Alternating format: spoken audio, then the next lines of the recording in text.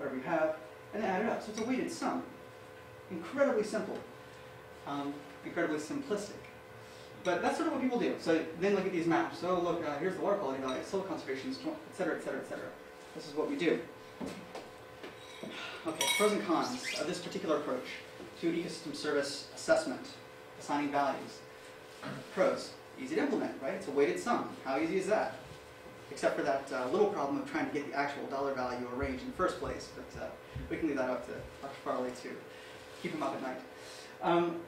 It's easy to understand because, again, it's a weighted sum. It's easy land use map. It's one layer. I mean, how easy is that? This makes simple scenario and trade-off analysis because all you have to do is say, okay, my policy decisions say put the wall mark there, reforest here, or maintain this wetland in its current state. So you look on the map, and all you do is change a couple of the land use values for some of those pixels, and then repeat the weighted sum.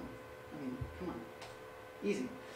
So that's what scenario trade-off analysis looks like. The dollar value goes up or down in the aggregate, but it doesn't really tell you all that much about the spatial dynamics of the ecosystem services, that's entirely what we're missing here by these in situ calculations.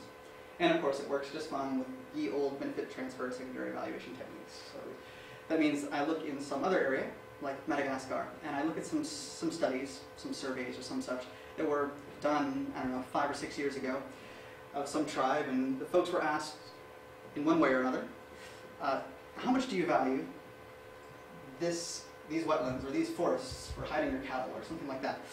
And they say, oh, it's worth this much, and then they argue about it and they come to some value range. And they put it in a paper, and some researcher says, great, I got another publication, excellent.